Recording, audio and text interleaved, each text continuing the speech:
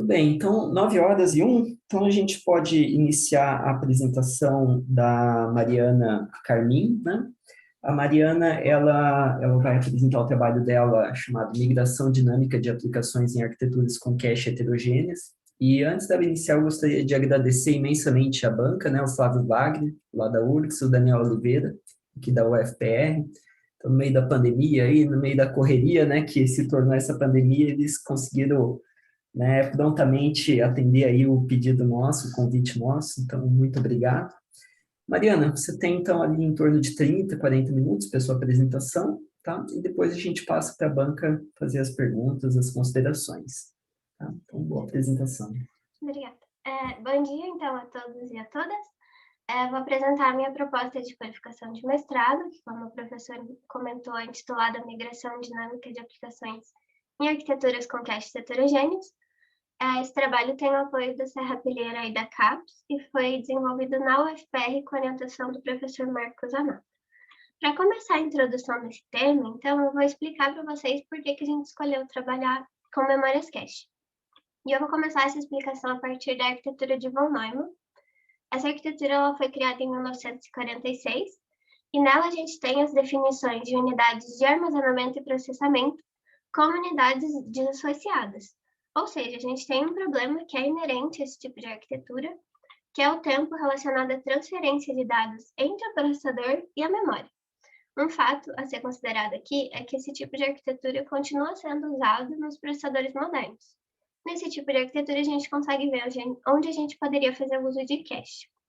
Além disso, a gente tem um problema de memory wall, que é um problema que tem como definição a limitação do ganho de desempenho que está associado à latência de obtenção de dados, ou seja, os nossos processadores avançaram muito enquanto as memórias não avançaram tanto assim. Então, se a gente analisa um recorte histórico de 2004 a 2011, por exemplo, a gente percebe que o desempenho dos processadores aumentou até 4,6 vezes, enquanto a redução na latência das memórias foi só 1,3 vezes. Então, aqui a gente também consegue entender como a cache poderia mitigar esse problema. Mas por que a gente escolheu trabalhar com memórias cache? Porque as caches também têm problemas relacionados a elas, como o fato de que elas ocupam uma grande área dos chips, como a gente consegue ver nessa imagem, ocupando até 60% da área dos chips modernos. E mais do que ocupar essa área, elas são responsáveis por boa parte do consumo de energia desse chip como um todo. São responsáveis por até 23% desse consumo energético. Quando a gente fala desses processadores modernos, a gente observa uma tendência de que eles tenham cada vez mais núcleos para entregar cada vez mais desempenho. E esse aumento no número de núcleos faz com que a gente gere uma maior pressão nesse último nível de cache, que é compartilhado entre esses diferentes núcleos. Como eu comentei, então, os processadores eles possuem níveis de cache. Eles são organizados em múltiplos níveis, geralmente L1, L2 e Less Level Cache. E esses níveis eles diminuem a latência média das requisições. Então, os acessos são feitos de forma sequencial a cada um desses níveis. Então, o processador faz requisição para L1, uma parte dessas requisições são respondidas, uma parte passa para o próximo nível, passando para o último nível e depois para a memória principal. O que pode acontecer dentro desse cenário é que, em casos de falta de dados, ou seja, o dado que eu estou buscando ele não está em nenhum desses níveis de cache, a requisição ela vai ser acrescida da latência de eu acessar cada um deles. Então, nesse exemplo, eu teria o acréscimo da latência de acessar o primeiro nível, então seriam 4 ciclos a mais no meu acesso total. Acessar o segundo nível seriam mais 12 ciclos. Acessar o terceiro nível, mais 34 ciclos. E aí eu teria esse acréscimo de 50 ciclos no meu acesso total, só para percorrer essa hierarquia de cache. O que a gente consegue ver com isso é que cache nem sempre é sinônimo de mais desempenho. Então, existem situações onde a gente pode ver que pode haver um aumento no tempo associado a essa latência, e ela pode também aumentar o consumo de energia. Então, se essa cache está armazenando dados que não são úteis, ela está consumindo essa energia com dados que não são úteis para o processador a um curto prazo. O que motiva, então, a gente a fazer essa pesquisa? A principal motivação aqui são as arquiteturas heterogêneas. A gente tem arquiteturas heterogêneas que são bastante usadas, como as que tem dentro dos nossos smartphones, por exemplo. E um exemplo comercial bem conhecido é o Arm Big Little. Então, ele consegue entregar um maior desempenho com o menor consumo de energia. E para isso, a gente faz um mapeamento eficiente de threads, considerando essa migração dinâmica ao longo da execução, nesses diferentes núcleos que eu tenho. Então, a gente tem núcleos do tipo Big, que são núcleos grandes, que são núcleos out of order e que apresentam maior desempenho. E eu tenho núcleos do tipo Little, que são núcleos pequenos, in order e eficientes energeticamente.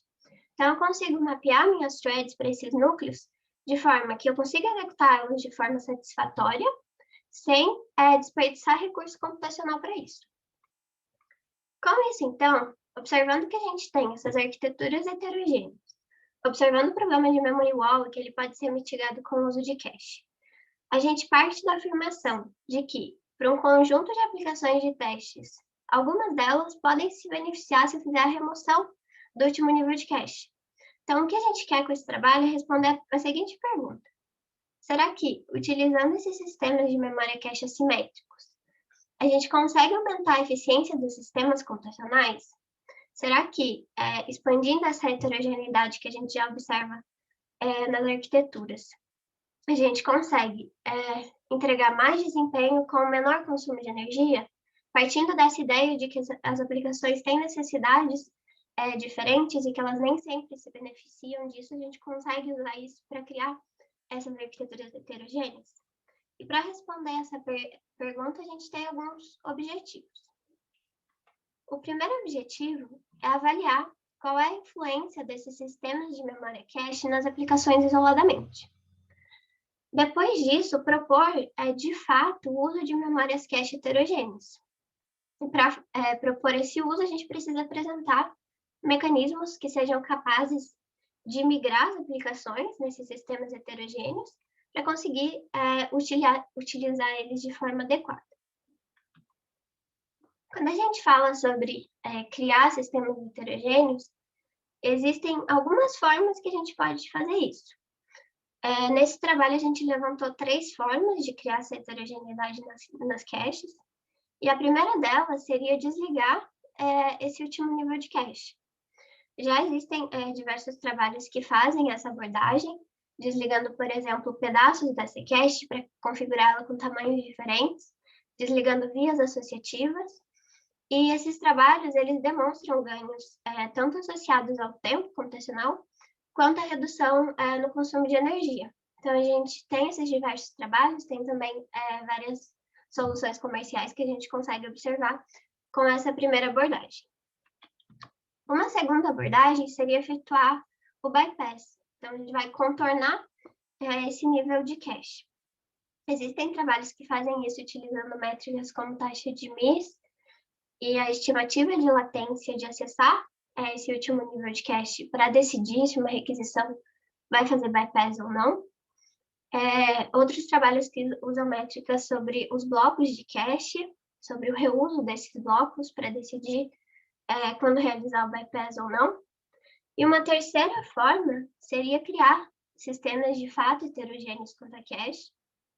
Então, essa abordagem seria a abordagem mais inovadora, mas que agregaria uma maior complexidade para manter a coerência de cache, por exemplo, e para criar esse mecanismo de migração que nesse cenário tem que considerar várias características, fazer essa migração sem agregar muito sobrecusto. Então, esses seriam os 3 cenários possíveis para criar essa heterogeneidade. A gente realizou alguns experimentos para motivar essa proposta. O primeiro experimento, então, ele consistia em avaliar o uso desse último nível de cache em aplicações single thread. Esse experimento consistiu na reprodução de um artigo, que foi o artigo que embasou a ideia dessa proposta. E aí, a partir do momento que a gente tinha essa avaliação do uso do último nível de cache, a gente partiu para um segundo experimento, que tinha como objetivo observar o comportamento da cache, utilizando para isso contadores de hardware para observar esse comportamento, e tentando, com o uso desses contadores, analisar as diferentes fases que uma aplicação pode ter. Será que com esses valores a gente consegue encontrar e identificar essas diferentes fases? E aí o último experimento foi a construção de um mecanismo simples para fazer o desligamento do último nível de cache. E aí, para realizar esse experimento, a gente usou os dados e conclusões dos experimentos anteriores, como os valores dos contadores, essas observações de fases. Então, esses foram os 3 experimentos que a gente realizou. Então, o primeiro deles, que tinha como objetivo caracterizar o uso do último nível, a ideia era simular o comportamento das aplicações com e sem o último nível de cache. Para fazer essa simulação, a gente usou o Works, que é o simulador do próprio laboratório, e a gente usou o SPEC CPU 2006, que foi o mesmo benchmark usado pelo artigo base que a gente estava tentando reproduzir. Esse artigo, ele tinha como objetivo fazer a avaliação do comportamento de um conjunto de aplicações, variando a configuração do último nível, a fim de propor o uso dessa área de cache para mais núcleos de processamento. Uma afirmação bem interessante desse artigo é que ele afirma que as aplicações com taxa de hit inferior a 45%, elas se beneficiam se a gente faz a remoção desse último nível de cache. Então, essa é uma afirmação interessante que a gente levou para outros experimentos que a gente foi realizando. Aqui, então, a gente tem o resultado desse primeiro experimento. A gente consegue ver o speedup para as diferentes aplicações do SPEC. A gente percebe que existe um conjunto de aplicações que perde desempenho, um conjunto de aplicações que mantém mais ou menos o mesmo desempenho, e um conjunto de aplicações que ganha desempenho. Esse era mais ou menos o cenário que a gente já esperava, esses diferentes conjuntos de aplicações. E aqui a gente consegue ver que sim, existem aplicações que ganham desempenho se a gente fizer essa remoção do último nível. Então, agora a gente parte para um segundo experimento, que tem como objetivo entender qual é o comportamento dessas aplicações que ganham ou que perdem desempenho quando a gente faz a remoção desse último nível. E a gente queria observar qual é o comportamento da cache. Então, vamos usar contadores de hardware para observar esse comportamento e tentar detectar essas diferentes fases dentro de uma aplicação. Para fazer esse experimento, então, a gente coletou indicadores a cada 1000 instruções. Então, a cada janela de 1000 instruções, a gente fazia essa coleta dos indicadores, zerava esses contadores para que na próxima coleta eles fossem correspondentes realmente àquela janela e dessa forma a gente conseguisse identificar as diferentes fases. A gente coletou um pouco mais do que os indicadores que estão aqui, mas os mais interessantes são a taxa de cache hit, o hits per kill instructions e o misses per kill instruction, HPKI e MPKI, que são os valores absolutos de hits e misses correspondentes a 1000 instruções, ou seja, essa janela que eu estou analisando. Eu vou mostrar, por motivo de simplificação, só 4 aplicações. A aplicação que mais perdeu desempenho, a aplicação que mais ganhou desempenho, e 2 aplicações que mantiveram mais ou menos o mesmo desempenho, mas que elas têm um comportamento bem interessante entre si. Então, aqui a gente consegue ver a primeira métrica, que seria a taxa de cache hit. Então, aqui a gente manteve as mesmas cores do experimento anterior. Então, em vermelho a gente tem a aplicação que perde desempenho. Em verde, que é a aplicação de Biquantum, que ganha desempenho. E em azul, as aplicações que mantêm mais ou menos o mesmo desempenho. A gente observa no eixo X essas janelas de instruções. Então, a gente tem de 0 até 2e na 8 janelas de instruções. E no eixo X, a nossa taxa de hit. A gente consegue analisar algumas coisas com esse gráfico. A primeira delas é aquela afirmação do primeiro artigo, que dizia que as aplicações com uma taxa de hit inferior a 45%, elas se beneficiam se a gente tirar o último nível. A gente consegue ver que isso é verdade para a aplicação Biquantum, mas que a aplicação Calculix, por exemplo, ela não ganha desempenho, apesar de ela ter essa taxa abaixo. Então, uma ressalva que a gente tem que fazer sobre esse cenário é que a gente está analisando uma série temporal, né? A gente está analisando essa taxa de hit ao longo das janelas, e esse valor reportado pelo artigo ele é a taxa global de cache hit. Outro fator que a gente tem que olhar nesse gráfico é que a gente estava buscando, com esse experimento, detectar diferentes fases nas aplicações. E com essa métrica, a gente não consegue observar essas fases. Quando a gente passa para a métrica de HPKI, a gente não consegue também, de forma clara, identificar essas diferentes fases, mas passando para a métrica de MPKI, com o valor de Mises, a gente já consegue ver de forma mais clara essas diferentes fases nas aplicações. A gente consegue ver, por exemplo, na aplicação LibQuantum, de forma bem clara, né, essas diferentes fases. E aqui a gente já consegue entender, né, que essa seria uma boa métrica para fazer essa medição e que existe sim essa diferença de valores, né, que a gente conseguiria identificar e usar um limiar nesse cenário. Ainda é difícil de identificar um limiar, mas a gente poderia identificar um para olhar e identificar essas diferentes fases. As conclusões que a gente teve, então, foi que a gente precisa adotar um limiar, e para um primeiro experimento, para um primeiro resultado, a gente vai tirar esse limiar da literatura, daquele primeiro artigo, que ele afirma que aplicações com taxa abaixo de 45% se beneficiam. Então, como a gente percebeu que Mises são um bom indicativo, o nosso limiar ele vai ser com Mises superiores a 55%.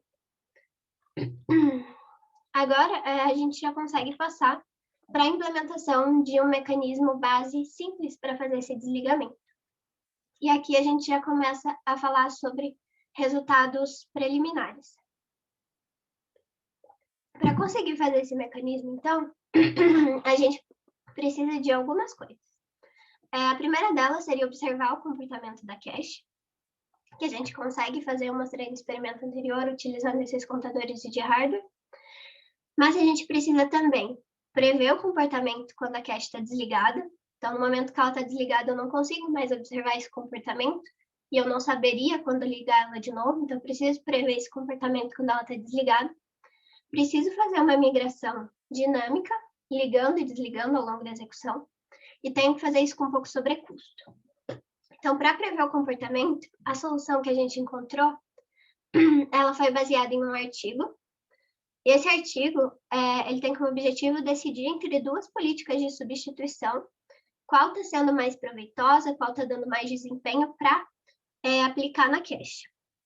Então, uma dessas políticas está sendo, de fato, usada na cache, e aí você consegue medir o desempenho dela.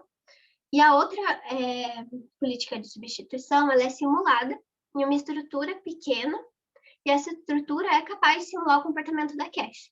Então, a partir disso, os autores conseguem identificar os dois comportamentos, os dois desempenhos e aplicar a política que está dando mais desempenho.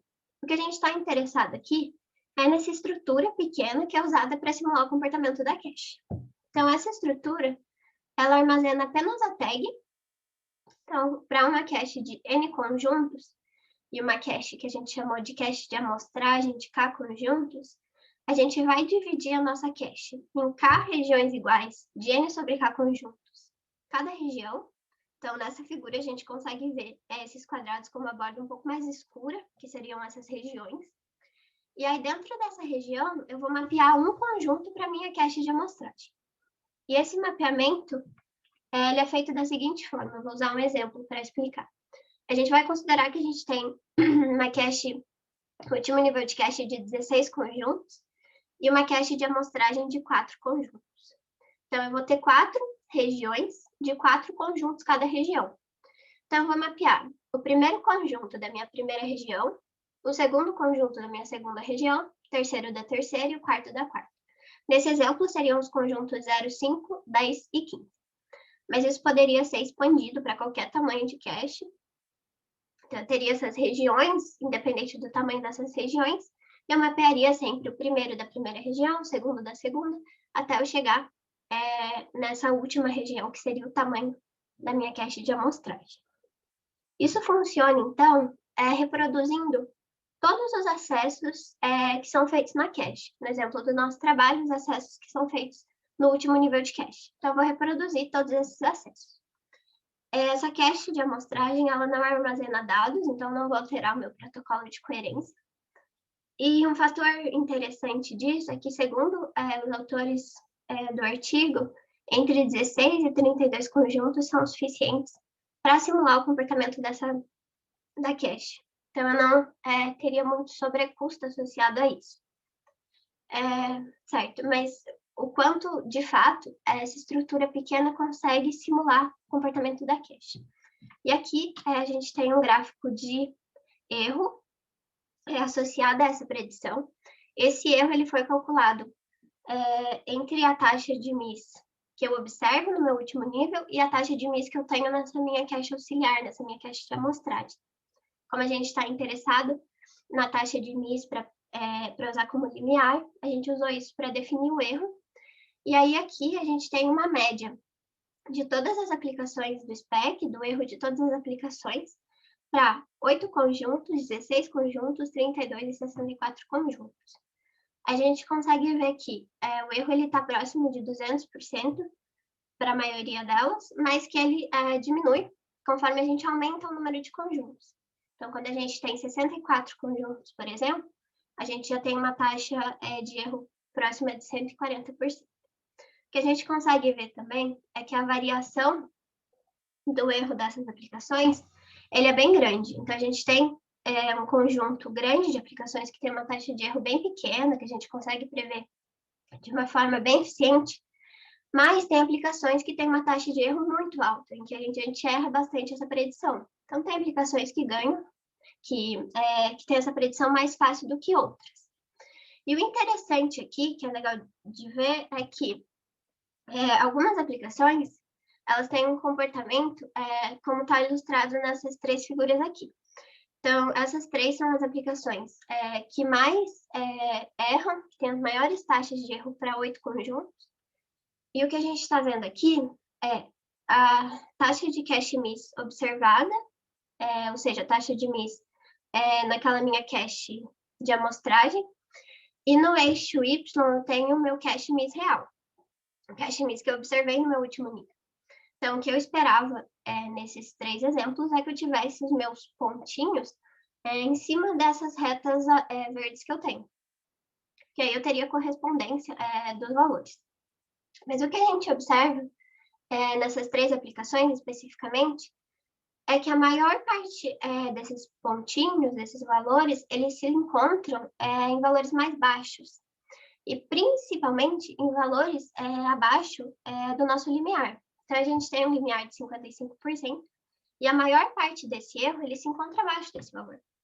Então, a gente consegue ver que para esse conjunto de aplicações, que são as que têm a maior taxa de erro, esse erro está bem abaixo desse limiar e ele não vai impactar tanto assim no desempenho do mecanismo de desligamento, como a gente vai ver nos próximos resultados, mas que essa observação ela não é verdade para todas as aplicações. Tem aplicações onde essa observação, onde esse erro ele é em valores mais altos, e aí o meu desempenho ele é mais negativo, esse erro ele é mais significativo no desempenho do meu mecanismo. Então, agora, com isso, eu consigo prever quando a minha cache, prever o comportamento quando a minha cache está desligada, e eu consigo fazer isso com pouco sobrecusto, porque eu não preciso de muitos conjuntos para simular esse comportamento. O que eu preciso agora é fazer essa migração de forma dinâmica. Para isso, eu vou observar o comportamento da cache. Então, eu vou observar essa taxa de cache miss, sempre que ela estiver acima ou abaixo desse meu limiar de 55%. O meu mecanismo para prever o comportamento da cache vai ser um mecanismo com 8 conjuntos. A gente já consegue ver um desempenho para essa quantidade menor de conjuntos. E para auxiliar nessa tomada de decisão, a gente usou uma máquina de estados. Então, a gente parte do estado onde eu estou com o meu último nível ligado, então perto do estado de ligada, permaneço nele sempre que eu observar uma taxa de miss menor que o meu limiar. Eu passo do estado de ligada para o estado de treinamento quando eu observo um miss maior que 55%, e do de treinamento para desligada quando eu observo novamente esse limiar maior que 55%, essa taxa maior que 55%. Quando eu passo para o estado de desligada, então eu paro de fazer fetching de instruções, esvazio as que estavam sendo executadas, desligo a cache e retomo o fetching de instruções.